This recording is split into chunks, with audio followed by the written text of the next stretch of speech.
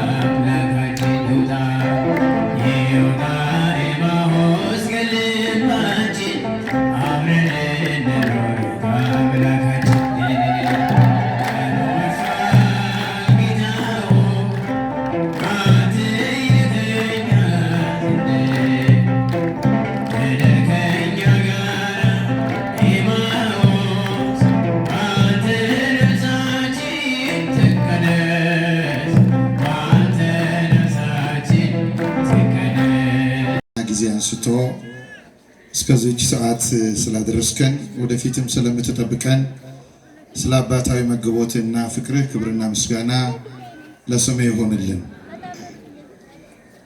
ክርስቶስ ተንሥአ እሙታን አሰሮ ለሰይጣን ሰላም ኮነ፣ ወደ ሰማይ አረገ።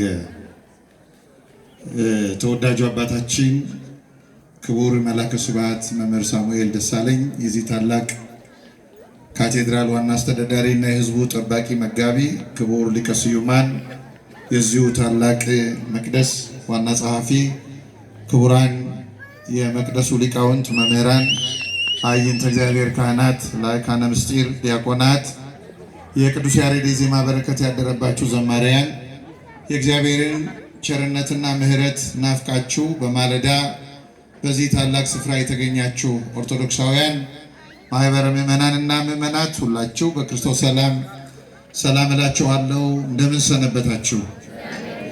እንደምን አደራችሁ? እንደምን አረፈዳችሁ? አሜን። አምላካችን ቅዱስ እግዚአብሔር በእድሜያችን ላይ ይህንን ዕለት ጨምሮ በአዲስ ሰንበት በአዲስ ብርሃን በማለዳ እናመሰግነው ዘንድ ስለረዳን በዚህ ታላቅ ስፍራም ለክብሩ ስለሰበሰበን ክብርና ምስጋና ለስሙ ይሁንለት። እንደ እግዚአብሔር ፈቃድ አጠር ላለ ጊዜ ነው የምንማረው። ከትምህርቱ አስቀድሞ ያው ኦርቶዶክሳውያን አንድ ወንድማዊ ማስጠንቀቂያ የምነግራችሁ፣ ወንጌል ዘውድ ነው፣ ልናከብረው የሚገባን። ወንጌል ንጉሥ ነው፣ ልባችንን በፍቅር አነጥፈን ልንቀበለው የሚገባ እና ከዚህ አንጻር መቀመጣችን ብቻ ሳይሆን ወንጌል ሲሰበክ በፍጹም ስልክ እንዳታወሩ፣ በጣም አደራችሁ ነው የምነግራችሁ። ይሄ እግዚአብሔር የልዕልና አደባባይ ነው። እግዚአብሔር ልዕልናውን በሚገልጥበት አደባባይ በራሱ አደባባይ ካላከበር ነው በቤታችን ልናከብረው አንችልም። እውነት አሰት መልሱልኝ። እውነት ነው አይደለ? በቤታችን እንድናከብረው በዚህ ማክበር ይጠበቅብናል። አሁን ልማድ ሆኖብን በኋላ እናገኘዋለን ስልኩን። እግዚአብሔር ነው የሚናገረው። እግዚአብሔር ለማን ነው የሚናገረው ቢባል ለኔ ለእናንተ። እግዚአብሔር መልእክት አለው፣ አባታዊ መልእክት አለው፣ መለኮታዊ መልእክት አለው እግዚአብሔር። ከዚህ አንጻር አምላካችን እግዚአብሔር መዳናችንን የሚወድ እንደመሆኑ መጠን በምንችለው መጠን ራሳችንን አረጋግተን መስማት ይጠበቅብናል። እግዚአብሔር አምላካችን ከሁላችን ጋር ይሁን። በዚህ በሉቃስ ወንጌል በምዕራፍ 24 ቁጥር 51 ላይ የሚገኝ ኃይለ ቃል ነው። ወደ ሰማይ አረገ የሚል ቃል እናገኛለን። ይሄ ቃል የተነገረው ለአምላካችን ለኢየሱስ ክርስቶስ ነው። እንደሚታወቀው በዓሉ በዓለ ዕርገት ነው። ቤተ ክርስቲያን ይህንን በዓል በልዩ ሁኔታ ነው የምታከብረው። በዓለ ዕርገትን በልዩ ሁኔታ ታከብረዋለች እንጂ የክርስቶስ ዕርገት በቤተ ክርስቲያን የማይገለጥበት ጊዜና ቅጽበት የለም። በሥርዓተ ቅዳሴያችን ቅዳሴ ስናስቀድስ ሰማይ የሚወርድበት ምድር የሚያርግበት ነው። ምድራውያን ወደ ሰማይ የሚወጡበት፣ ሰማያውያን ደግሞ በዚህ በመንበሩ ላይ በዙፋኑ ላይ የሚገለጠውን አካላዊ ቃል ለማክበር የሚወርዱበት፣ እኛና እነርሱ በዚያ የምንገናኝበት። ለዚህ ነው ሁለት መልእክቶች በቤተ ክርስቲያን በቅዳሴ ጊዜ ይተላለፋሉ። አንደኛው ክርስቲያኖች የቆሙበትን ልዕልና እንዲያውቁ በሰማይ ያሉ ልበክሙ፣ ልባችሁን በሰማይ አኑሩ ይላል። ይሄ በክርስቶስ ያገኘነውን ልዕልና የምንረዳበት ጥልቅ መልእክት ነው። ሁለተኛው በዚህ ልዕልና ምክንያት ደግሞ ትዕቢት እንዳያገኘን አትቱ ርእሰክሙ፣ ራሳችሁን ዝቅ ዝቅ አድርጎ የሚል እንሰማለን። ይሄ በቅዳሴ ጊዜ የቤተ ክርስቲያን ሕይወት ወደ ሰማይ የሚወጣበት፣ ሰማያውያን ደግሞ በአንድ መንፈስ ከኛ ጋራ በአካላዊ ቃል በክርስቶስ ህብስትነት አማካኝነት ያ መዓዛ ስቧቸው ከኛ ጋራ ህብረት የሚያደርጉበት ልዩ ምስጢር የሚከናወንበት ስለሆነ ዕርገት በየጊዜው በቤተ ክርስቲያናችን ይከበራል። በየጊዜው የክርስቶስ ዕርገት ይታያል። አንድ ጊዜ የሆነ አይደለም፣ ሁልጊዜ የሚሆን ለኛ ለልጆቹ የተሰጠ ታላቅ የልዕልና መንገድ ነው እና ዛሬ የምንነጋገረው ክርስቶስ አምላካችን አረገ ተብሎ የተጻፈለት እንደሚታወቀው ወረደ ተወለደ የሚል አለ። በእመቤታችን በቅድስት ድንግል ማርያም ማኅፀን ማደሩ ተነግሯል። ከዚያ በዚህ ምድር ላይ መመላለሱ ተነግሯል። ከዚያ ለሰው ልጆች ደግሞ መስቀል ላይ መከራ መቀበሉ ተሰብኳል። ይሄ ተከናውኗል። ወደ መቃብር ወርዶ ሞትን ድል አድርጎ መነሳቱ ታይቷል። ከዚያ በኋላ ደግሞ በ40ኛው ቀን በዚህ ቀን ደቀ መዛሙርቱን ቢታንያ ወደሚባል ተራራ ይዟቸው ወጥቶ በዚያ ሲባርካቸውም ከነርሱ ተለየ፣ ወደ ሰማይም አረገ የሚል ተጽፎለታል። አሁን ዕርገተ ክርስቶስን ስንናገር ወዳጆቼ የክርስቶስ ዕርገት ልክኛ ከቤታችን ወደዚህ መተን በዚህ ተገኝተን አሁን በቤታችን የለንም፣ ዳግመኛ ወደ ቤት ስንመለስ በዚህ አንገኝም። እንዲህ ያለ መመላለስ አይደለም በክርስቶስ ዘንድ የታየው። እንደውም ሊቃውንት የሚያስተምሩት ዕርገተ ክርስቶስ ለመጀመሪያ ጊዜ የተከናወነው በማኅፀነ ድንግል ማርያም ነው።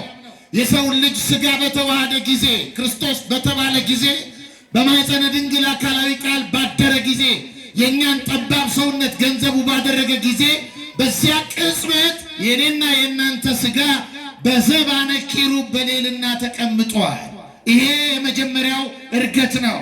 ይህንን ታላቅ ዕርገት በማኅፀን የተከናወነ ሰው ያልተመለከተው ረቂቅ ዕርገት የሰው ልጆች ያላየው ልክ አካላዊ ቃል ወደ ማኅፀነ ድንግል ሲመጣ ያንን ሰዓት ከራሱ ከእግዚአብሔር በቀር ማንም እንደማያውቀው ያንን ሰዓት ከፍጡራን መካከል አምላካችን የእኛን ሥጋ የተዋሃደበትን ሰዓት ያበሰረው ገብርኤል እንኳን አያውቀውም። በስንት ሰዓት አካላዊ ቃል የእኛን ሥጋ ገንዘብ እንዳደረገ ከፍጡራን መካከል የምታውቀው እመቤታችን ብቻ ናት። እርሷም ያወቀችው የተለየ ጉዳይ ኖሮ ከፍጡርነት የተለየ ጉዳይ ኖሮ ሳይሆን ይሄ ታላቅ ምስጢር በማኅፀኗ ስለተከናወነ ነው። ማኅፀኗን ዓለም ሲያደርገው አካላዊ ቃል እርሱን ተከትለው መላእክት ለምስጋና እርሷን ሰማይ አድርገው ሲወጡና ሲወርዱ በመመልከቷ አካላዊ ቃል ከድንግል ማርያም ከሥጋዋ ሥጋ ከነፍሷ ነፍስ ነስቶ በመንፈስ ቅዱስ አማካኝነት እኛን ሲዋሃደን የኔና የእናንተ ሥጋ በዘባነ ኪሩብ ተቀምጧል። ስፍራችሁን እወቁት። ትልቅ ስፍራ ነው አምላካችን የሰጠን። ይህንን ነው ነቢየ እግዚአብሔር ቅዱስ ዳዊት በመደነቅ ምን አለ? ምን ትኑቱ ሰብ ከመ ትስክሮ፣ ታስበው ዘንድ ሰው ምንድን ነው? ወምን ትኑጓ ለመሕያው ከመ ታውጾ፣ ትጎበኘው ዘንድ የሰው ልጅ ምንድን ነው? በምስጋና ዘውድ ከለልከው፣ በእጆች ሥራ ሁሉ ለሾምከው፣ ሁሉን ከእግሩ በታች አስገዛህለት። እግዚአብሔር ቃል የድንግል ማርያም ልጅ ሲባል የሰው ልጅ ሲባል የእኛ ሥጋ ደግሞ እርሱን በመዋሃዱ ምክንያት ወዳጆቼ አምላክነትን ገንዘብ አደረገ ሰው። እግዚአብሔር ለእኛ የሰጠንን ነገር ተመልከቱ። አንድ ቀን ይህን ፍቅርና ልዕልና ቸርነት አስበነው እናውቃለን ክርስቲያኖች? ሰው እግዚአብሔር ሲፈጥረው የሰው ልጅ መጀመሪያ አምላካችን እግዚአብሔር እንዲህ አለ፣ ሰውን በመልካችን እንደ ምሳሌያችን እንፍጠር የሚል ቃል ሥላሴ ተናገረ። ይህንን ቃል ከመናገሩ አስቀድሞ ሥላሴ ሰው በልቡ ታስቧል። ሰው በቃሉ ይፈጠር ዘንድ ተነግሯል። ግን ሰው ወደዚህ ዓለም አልመጣም። አካላው እግዚአብሔር ተመልከቱ፣ በልቡ ከነፍስ የሚረቁ መላእክትን ፈጥሯቸዋል። ካለመኖር ወደ መኖር አምጥቷቸዋል። በማሰብ ብቻ አምላካችን ሐሳቡ ሥራ የሚሆንለት አምላክ ነው። ሐሳቡ የሚፈጸምለት ሰው ወዳጆቼ ዕድለኛ ይባላል። እግዚአብሔር ግን ዝምታው የሚሰራለት አምላክ ነው። ለዚህ ነው ታላቁ አባታችን ቅዱስ ጊዮርጊስ ዘጋስጫ ምን ይላል? በከመ ፈቀደ ይገብሮ ከመሃለ ይፈጽም። እግዚአብሔር አለ እንዳሰበ ይሰራል፣ እንዳሰበ እንደፈቀደ እንደወደደ ይሰራል፣ እንዳሰበም ደግሞ ይፈጽማል።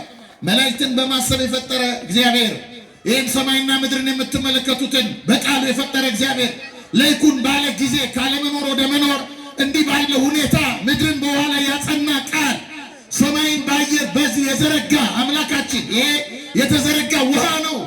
ሰማይን ሰቅሎ ውሃ ይለዋል ይላል አንድ ሊቅ ስለ እግዚአብሔር ሲናገር። እንዲህ ያለ ታላቅ ክህሎትና ችሎታ ያለው እግዚአብሔር የሰው ልጆች በልቡ አስቧቸው አልመጡም ይላል ቅዱስ ጎርጎርዮስ ዘኖሲስ የተባለ አባት። ተናግሮ ብቻ አይደለም እግዚአብሔር አስቦ ብቻ አይደለም ተናግሮም ሰው አልመጣም። ልክ ሰማይ ይሁን እንዳለ ሰው ይሁን በማለት ሰው ካለመኖር ወደ መኖር አልመጣም ይልና ይሄ ሊቅ ምን ይላል? አዎ እግዚአብሔር ልክ እንደ ሰማይ ይሁን እንዳለው ሰውን ይሁን ብሎ ማምጣት እንደሚችል እናውቃለን አለ። ሳይችል ቀርቶም እንዳልሆነ እናውቃለን። ነገር ግን እግዚአብሔር ሰውን ሲፈጥረው አለ በሰው ልጅ ላይ ማሳየት የፈለገው መለኮታዊ ክህሎቱንም አይደለም ስልጣኑንም አይደለም። እግዚአብሔር በሰው ልጅ ላይ ማሳየት የፈለገው ፍቅሩን ነው። ስሙ ለዘላለም የተመሰገነ ይሁን። ሲፈጥረን እግዚአብሔር በልቡ ያለውን ፍቅር ነው በእኛ ላይ የገለጠው ወዳጆቼ። እና እንዲህ ባለ መንገድ የተፈጠረ ሰው ከአራቱ ባህርያተ ሥጋ ከሶስቱ ባህሪያተ ነፍስ ተዋህዶ እንዲባለ ልዕልናና ክብር የተፈጠረ ሰው እግዚአብሔር አምላኩን ሲያሳዝን ወደቀ፣ ተሰበረ። አንድ ሊቅ እንዲህ ይላል፣ የሰው ልጅ ነፍሱ 3 ጥቅል ጸጋዎች አሉት ይላል። 3 የእግዚአብሔር ጸጋ የሚቆጠር አይደለም። 3 ጥቅል ጸጋዎች አሉት። አንደኛው ይላል አንደኛው የማሰብ የማወቅ ችሎታ ነው ይላል። ሁለተኛው የመመኘት ስጦታ ነው። ሶስተኛው የመወሰን ኃይል ነው። ይሄ የማወቅ ችሎታ የሚባለው ስኪል የምንለው ማለት ነው። በዚህ ዓለም ላይ ያለ በባዮሎጂ፣ በፊዚክስ፣ በኬሚስትሪ ወይም በፍልስፍናው መንገድ የምናገኘው የእውቀት ጸጋ አይደለም። ከፍ ያለ እውቀት ነው። እግዚአብሔርን ሰው ሲፈጥረው ንግበር በአርአያነ ወበአምሳሊነ የሚለው በመልካችን እንደ ምሳሌያችን እንፍጠር የሚለውን ቃል እግዚአብሔር መጽሐፍ ቅዱስ ላይ አይደለም መጀመሪያ ያስቀመጠው፣ በፊደል አይደለም፣ በሰዎች ሕሊና ላይ። ሰው ባይወድቅ ኖሮ መጽሐፍ ቅዱስ አይጻፍለትም ነበረ። ከመጽሐፍ ቅዱስ የከበረ ነው። እግዚአብሔር ሐሳቡን በሕሊናው ላይ የጻፈለት እና በማወቅ ችሎታው ሰው ምን ያደርግ ነበረ? ራሱን እያጠና ራሱን እየመረመረ እግዚአብሔር ሰውን በመልካችን እንፍጠር አለ። እኔ እግዚአብሔርን የምመስል ከሆነ እግዚአብሔር ምን ይመስላል ብሎ በራሱ በኩል እግዚአብሔርን እያጠና እያወቀ የቴዎሎጂ የምንለው እሱን ነው። ሰው ይጠናል፣ እግዚአብሔር ይጠናበታል፣ እግዚአብሔር ይታይበታል፣ እግዚአብሔር ይታወቅበታል። ሰው እንደ የከበረ ፍጥረት ነበር። ሰው በተራ ጉዳይ ባይወድቅ ኖሮ፣ በተራ ጉዳይ ባይጠመር ኖሮ ሰው ታላቅ ፍጥረት ነው። ስለዚህ አንዱ ይሄ ነው፣ የማወቅ ችሎታው ነው። እግዚአብሔርን እያጠናው እንዲኖር እየተማረው እንዲኖር። እግዚአብሔር ደግሞ ይገርማቸዋል፣ አንረዳውም፣ ግን የሚጣፍጠን አምላክ ነው። እሱን ወደ ማወቅ በወጣን ቁጥር እንደገና ወደ ኤሌመንተሪ ተመልሰን እንደገና እንደ ሕፃን የምንማረው አምላክ ነው። እሱ ስሙ ለዘላለም የተመሰገነ ይሁን። በትምህርት ቤት ገብተን በሆነ ፋካልቲ ተመርቀን ይህን እውቀት አውቀናል ብለን አረጋግጠን ፔፐር ሰርተን እንደምንወጣው አይደለም። እግዚአብሔር በተማርነው ቁጥር በተረዳነው ቁጥር እንደገና እየራቀብን የሚሄድ አስደናቂ አምላክ። ይሄ የማወቅ ችሎታ ለሰው ተሰጥቶ ነበረ። ሁለተኛው የመመኘት ስጦታ ነው። የመመኘት ስጦታው ደግሞ ዘላለማዊ ሕይወትን ብቻ እየተመኘ እንዲኖር፣ ከእግዚአብሔር ጋር ያለው ንብረት እየተመኘ እንዲኖር። ሶስተኛው ደግሞ የመወሰን ኃይል የሚባለው ከዚህ ህብረት የሚለየውን፣ ከዚህ ህብረት የሚያወጣውን፣ ከዚህ ህብረት የሚጎትተውን በእባብ አድሮ የሚመጣውን ሰይጣንን ዞር በል ብሎ ማባረር የሚችልበት ጉልበት ነበረ። ሰው እነዚህን ጸጋዎቹን ግን በተቃራኒ መንገድ ተጠቀመ። እግዚአብሔርን ሲጣላው፣ ከእግዚአብሔር ጋር ሲለያይ፣ በእግዚአብሔርና በእሱ መካከል የኪሩቤል ሰይፍ ቆመ። ሰው ወደ ገነት እንዳይጠጋ ከሕይወት ዛፍ ቆርጦ እንዳይበላ ሥላሴ ከለከለ። የሰው ልጅ ጸጋ ጎሰቆለ። ሞት የሚስማማ ሆነ። ሕይወቱ የተበላሸ ሆነ። መቃብር የሚበላው ሆነ። ሞት በላዩ ላይ ሰልጥኖበት ለመቃብር ያስረክበዋል። ነፍሱን ለሲኦል ይሰጠዋል። ስጋውን ለመቃብር ይሰጠዋል። መቃብር ስጋውን ወደ ማበስበስ ይለውጠዋል። እንዲህ ያለ ሕይወት ሆነ። ታዲያ እነዚህ ጸጋዎች ሰው ሲወድቅ አልተወሰዱበትም። ግን ምን ሆነ መሰላቸው?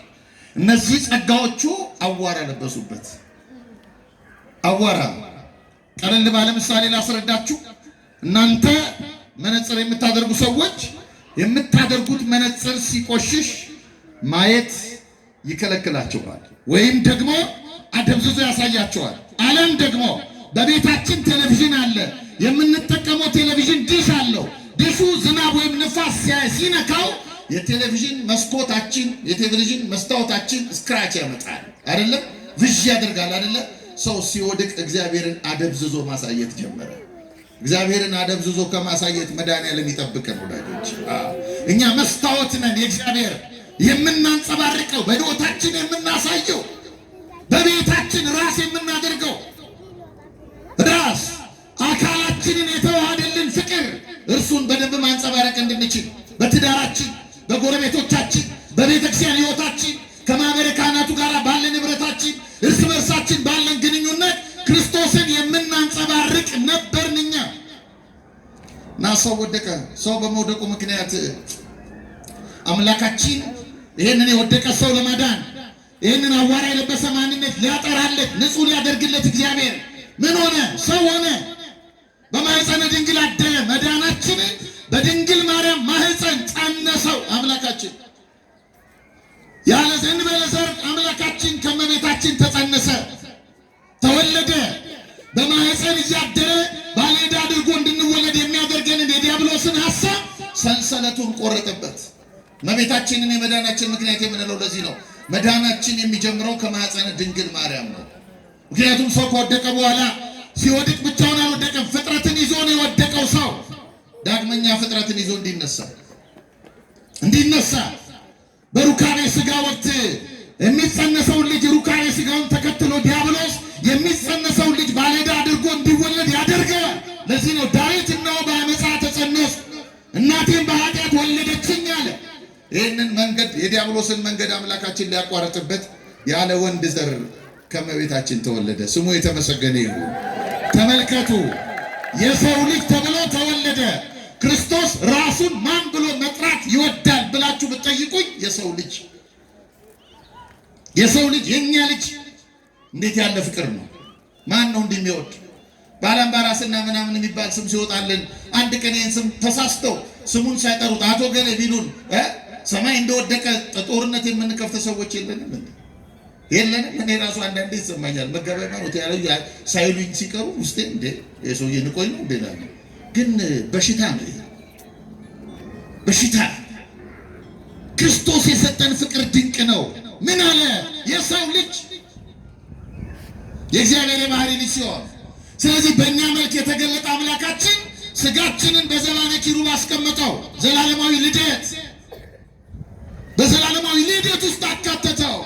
የእግዚአብሔር አብ የባህሪ ልጅ እንዲሆን አደረገው። የእኛን ስጋ ማን? ክርስቶስ አካላዊ ቃል ገንዘብ አደረገው። የእኛን ሕይወት ገንዘብ ሲያደርግ የእሱንም ዘላለማዊነት ለእኛ ሰጠን እግዚአብሔር። ስለዚህ አምላካችን ክርስቶስ መዳናችንን ከእመቤታችን ከቅድስት ድንግል ማርያም ጀመረና ከዚያ በኋላ ምድርን ተመልከቱ። 33 ዓመት ከ3 ወር ሲመላለስባት አዳም ሲወድቅ እንደምታውቁት እግዚአብሔር ምድርን ካንተ የተነሳ ሾህና አሜኬላ ታብቅላለህ። ምን አድርጋ ነው ምድር የበደለ አዳም? ለምንድን ነው ምድር የረገማት እግዚአብሔር ብለን ብንጠይቅ አዳም የምድር ገዢዋ ነው። ገዢዋ ከወደቀ ፍጥረትን ይዞ ይወድቃል። አዳም ፍጥረትን ፍጹም ወደ ማድረግ የሚወጣ በሰማያዊ ዓለምና በዚህ በምድር መካከል በቁሳዊ ዓለም መካከል ካህን ሆኖ መካከለኛ ሆኖ ሁለቱን የማይዛመዱ ፍጥረታት ቁሳዊውንና መንፈሳዊውን ዓለም እንዲያዛምድ ከሁለቱም ተዋህዶ የተፈጠረ ፍጥረት ነበር። ሲወድቅ ፍጥረትን ይዞ ወደቀ። ስለዚህ እግዚአብሔር ምድርን ደግሞ ተመልከቱ፣ በኪደተ እግሩ ክርስቶስ ቀደሰልን። ከአዳም የተነሳ የተረገመችውን ምድር ሁለተኛ አዳም ተብሎ አምላካችን ክርስቶስ ምድርን ቀደሰልን። ለዚህ ነው ቅዱስ ያሬድ ወምድርን ይትገብር ፋሲካ፣ ምድርን ፋሲካን ደስታን ታደርጋለች።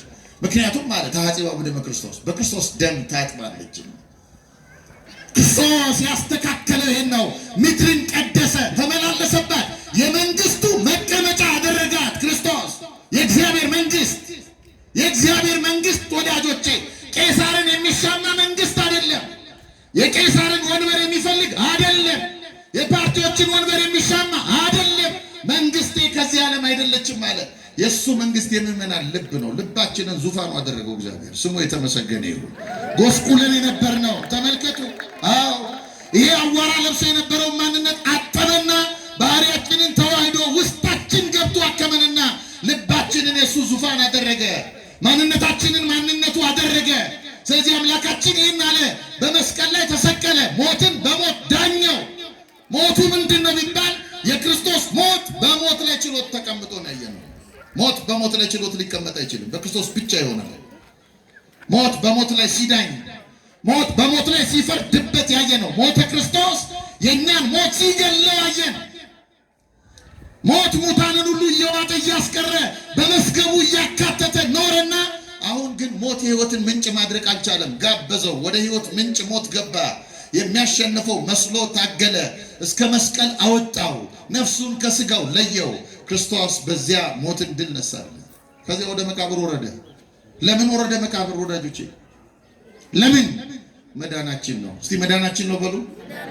አልሰማችሁ? መዳናችን መስቀሉ ብቻ እንዳይመስላችሁ፣ ወደ መቃብር መውረዱ መዳናችን ነው። ምን ነበረ መቃብር? መቃብርማ አዳም መሬት ነህና ወደ መሬት ትመለሳለህ ብሎ የፈረደበትን ያንን ኃይል የሚያሳይበት ነበረ መቃብር። እና ቅዱስ ዮሐንስ አፈወርቅ እንዲህ ይላል፣ መቃብርን ሲገልጠው አንድ ጥሩ ምግብ እንደሚስማማው ሰው የበላው ምግብ ሁሉ የሚስማማው ጤነኛ ሰው አለ አይደለም? ልክ እንደዚህ ባለ መንገድ ገለጠው። የበላ አንድ ሰው የሚበላው ሁሉ እየተስማማው ሚኖር ሰው አንድ ቀን ለሆዱ የማይስማማው ምግብ በላ አለ። ለሆዱ የማይስማማው ምግብ በላ አለና ሲበላ ይሄ የበላው ምግብ ቮሚት አደረገዋል፣ አስመለሰው እና ሲያስመልሰው እንደምታውቁት አንዳንዴ ለሆዳችን የማይስማማ ምግብ በልተን አንዳንድ ጊዜ ያልስማማ ሲለን ቮሚት ያደርገናል። ቮሚት የሚያደርገን ግን ያቺ የተበላሸችው ያልተስማማችን ምግብ ብቻ አይደለችም ወዳጆቼ። ምን ያደርጋል? ውስጣችን ያለውን ጠርጎ አንዳንዴ ሐሞት አይነት ስሜት ይሰማናል። አይደለም? እውነት አይሰራ። እንዲህ ያለ ቅዱስ ዮሐንስ አፈወርቅ መቃብር እንዲህ ነው የሆነው አለ በክርስቶስ ከ5500 ዘመን ከአዳም ጀምሮ አለ ሆዱን እየከፈተ የሰው ልጆች እየዋጠ እየተስማማው እየፋፋ ኖረና አለ። አሁን ግን ለሆዱ የማይስማማው መጣበት አለ። ክርስቶስ መጣ አለ እና ለሆዱ የማይስማማው ይሄ መጣ አለ እና መቃብር 3 ቀን አለ ሊይዘው ሞከረ አለ። አንዳንድ ጊዜ ሊወጣ ያለ ምግብ ውስጣችን ልክ እንደ መጮህ ምናምን ይሰማል። ልክ እንደዚህ አለ እየጮህም ቢሆን መቃብር 3 ቀን ያዘው አልቻለውም አለ። በ3ኛው ቀን ቮሚት አደረገው አለ። የሚገርም ነው። ትንሣኤውን ሲገልጠው ተፋዋል፣ አልቻለም። ሲተፋው እሱም ብቻ አይደለም አለ 5500 ዘመን የዋጠውን በሙሉ ተፋ። እግዚአብሔር ስሙ የተመሰገነ ይሁን። ተመልከቱ። ከዚህ በኋላ ምን የለም፣ በመቃብር አፈር ሆኖ መቅረት የለም። አሁን በአዲስ ኪዳን ክርስቲያኖች የክርስቶስ መልክ ያላቸው ናቸው እንጂ አፈር አይባሉም። በነገራችን ላይ ሰው አፈር አይባሉም። እየሰማችሁ ነው? እያደመጣችሁ ነው? በደንብ እየሰማችሁ ነው? ሰው አፈር አይባልም። እስቲ በሉ ሰው በሉ እስቲ። አፈር አይባልም። ሰው አፈር የተባለው ሲወድቅ ነው፣ ከእግዚአብሔር የተጣላ ጊዜ ነው። አሁንማ ሰው የክርስቶስ መልክ ነው። አፈር ነው እያልን አንዳንድ መድረክም ላይ እኛ በስሜት እንዲህ እንላለን። ሰው አፈር አይደለም። ስንረግጠው ያላሳዘነን ለዚህ ነው። አያችሁ፣ ከእንጀራ አስበልጠን፣ ከሆድ አስበልጠን፣ ከቋንቋ ከጎሳ አስበልጠን ሰው ረግጠን እንድናልፍ የጋበዘን አፈር ስለመሰለን ነው። ሰው የክርስቶስ መልክ ነው ወዳጅ፣ የክርስቶስ መልክ ነው። ይሄ ኦርቶዶክሳዊ ትምህርት ነው። የለም ቀረ አፈርነት። መቃብር በእኛ ላይ ምንም። በብሉይ ኪዳን ተመልከቱ፣ መቃብር የነካ ይላል 7 ቀን የረከሰ ይሆናል። ኦሪት ዘሌዋውያን ምዕራፍ 19 ቁጥር 1 አንብቡ። መቃብር የነካ ወደ መቃብር አካባቢ ደረስ ያለ ሰው ካህኑ የመንጻት ስርዓት ሳይፈጽምለት ወደ ማህበረሰብ አይቀላቀልም። መቃብር የነካ አሁንስ መቃብር ክርስቶስ ከተኛበት በኋላ ነጭ የለበሱ መላእክት ተገኙበት። እግዚአብሔር ስሙ የተመሰገነ ይሁን። ሞት የማያገኛቸው መላእክት ሕያውን ከሙታን መካከል ስለምን ትፈልጉታላችሁ አሉ። ይህን የተናገሩት ለክርስቶስ እንዳይመስላችሁ፣ በክርስቶስ አንጻር ለአዳም የተነገረ ነው። ሁለተኛ የአዳምን ልጅ በመቃብር እንዳትጠብቁት። ዳግማዊ አዳም እርሱ በኩር ሆኖ መቃብርን ድል ነስቶለት ተነስቷል። ከዚህ በኋላ እዚህ እንዳትፈልጉ። መቃብርን የሕይወት መንደር አደረገው እግዚአብሔር። አሁን መቃብር የነካ የረከሰ ነው አይደለም። ይኸው ከቤተክርስቲያናችን ጀርባ መቃብር ካለ ተመልከቱ። አባቶቻችን ዳዊት የሚደግሙበት አደረገው እግዚአብሔር። ለውጦታል ሕይወታችንን። ስሙ የተመሰገነ ይሁን። ለውጦታል ማንነታችንን። የሞታችን ትርጉም ተለውጧል። ከዚህ ዓለም የማለፋችን ትርጉም ተለውጧል። በማን? በክርስቶስ። ይህንን ጨርሶ ነው 40 ቀን ደቀ መዛሙርቱን ሲያስተምር ቆይቶ የእኔና የእናንተ አምላክ እጁን ከፍ አድርጎ ባረካቸው። ለምንድን ነው የባረካቸው? እርገቱን ያሳያሉ። አሁን ሊቃውንቱ እዚህ በኋላ አይታችሁ ከሆነ መላከ ስብሐት ሲባርኩ በኋላ ታያላችሁ። እግዚአብሔር ያሉ ምስለ ኩልክሙ ሲል ቄሱ እጁን ከፍ አድርጎ ያመሰከለ እርገተ ክርስቶስ ነው። ቤተክርስቲያን ቅዳሴዋ ከልደቱ ጀምሮ ዳግም ምጽአቱ ድረስ ነው የሚታየው። ዳግም ምጽአቱ ድረስ እርገቱን ታሳያለች። ልክ ሲለየን ደቀ መዛሙርቱን ሲለያቸው እጁን ከፍ አድርጎ ባረካቸው። ለምን? ሰማይና ምድርን መታረቁን አወጀላቸው። አዎ አዳም ከእግዚአብሔር እንደተለየው አይደለም እኔ እየተለየኋቸው ያለሁት። እስከ ዓለም ፍጻሜ ከእናንተ ጋር ነኝ። የእናንተን አካል ነው ይዤ የወጣሁት። ሞትን የሚያሸንፍ አካል፣ ድል የሚያደርግ አካል፣ እናንተ የምትወጡበት ልዩ አካል። ስለዚህ ክርስቶስ እጁን ባረከ፣ ምድርና ሰማይ መታረቁን አወጀ። አሁን አጥር የለም። አሁን የሲና ተራራን መንካት ሞት አያመጣም። ከተራራው አለፍን። ክርስቶስ ቢታንያ በምትባል አካባቢ ባለ ደብረ ዘይት ተራራን ያደረገው የሚመጣውን በዛ ነው። በጣም የሚገርመው የክርስቶስ መከራውም የጀመረው ባረገበት ተራራ አካባቢ ነው።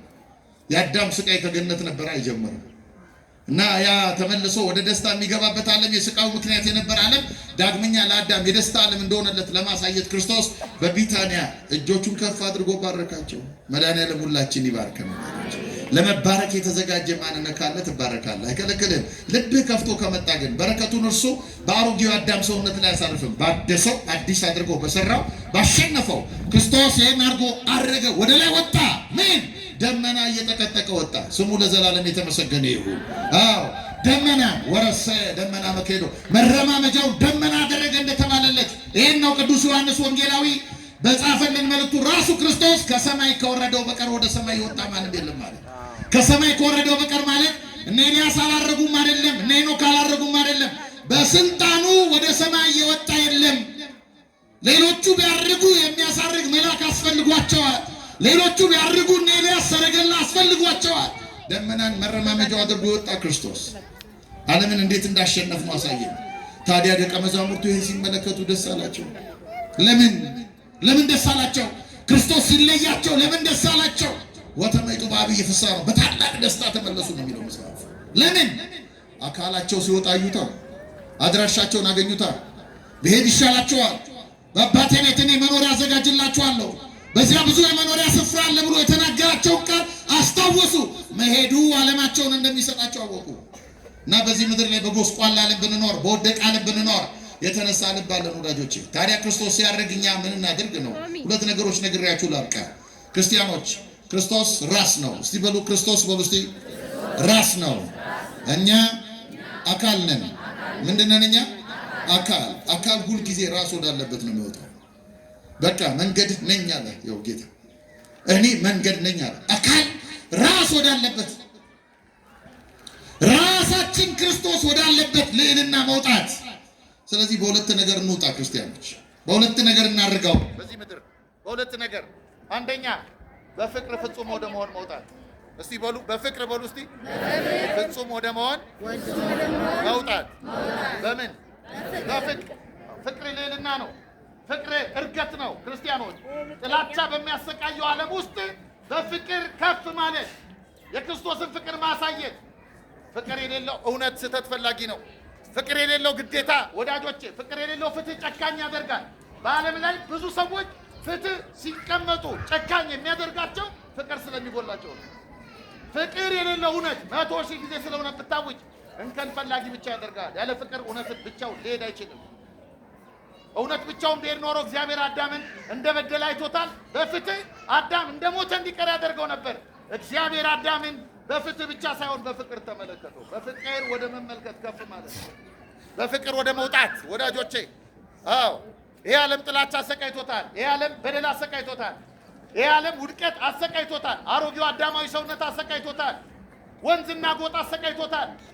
ትልቅ ዓለም ከሰማይ በላይ እንዲኖር ወደ ጽዮን ተራራ ደርሳል ተብሎ የተነገረለት ሰው በጥላቻ ወድቋል። ይሄ አሮጌው አዳም ሰውነት ነው። በአዲሱ የክርስቶስ ሰውነት ከተነሳን ወዳጆቼ በፍቅርና በልዕልና ከፍ ማለት ነው። ሁለተኛው በጥበብ ልበ ንጹሐን ወደ መሆን መውጣት፣ ልባችንን ንጹህ ወደ ማድረግ። አዎ ክርስቶስ የሚፈልገው ንጹህ ልብ ነው። መቅደሱ ንጹህ ነው። ተመልከቱት፣ ንጹህ ነው። አሁን ብዙዎቻችን አይታችኋል። ብዙዎቻችን ከምናመጣው ምንጣፍ ሰውን አሳንሰነዋል። እውነት አሰን አዎ እውነት። እኔ እንኳን ደሃ ነኝ። አያችሁ ደሃ ስለሆንኩ እናንተ ምንጣፉን ስታመጡ ነው ቶሎ አይኔ እንዲህ የሚለው። ይሄ በሽታ ነው። ይሄ ቱርክ የሰራው ምንጣፍ ነው። በግልጽ ነው የምነግራችሁ። ለመቅደስ ነው የምታመጡት እናውቃለን። ግን ወዳጆቼ ይሄ ምንጣፍ የሚያረጅ ነው፣ የሚቀየር ነው። አንተ ከሞት በኋላ ህይወት ያለ የእግዚአብሔር ልዩ ምንጣፍ ነህ። ንጹህ ወደ መሆን መውጣት። ምንጣፉን በጫማችን ለመርገጥ እንደምንጠየፍ ምንጣፉን በጫማችን አንዳንዴ ካህናት እንኳን ጠጋ ብሎ ሲወቁ አየህ፣ ይሄ ደፋር እንሌለ በልባችን እንሌለ። ወዳጆች የኔና የእናንተ ልብ ስንት ነገር ይረግጠዋል። ስንት ነገር ይረግጠዋል። አሁን እንኳን ከዚህ ስንወጣ።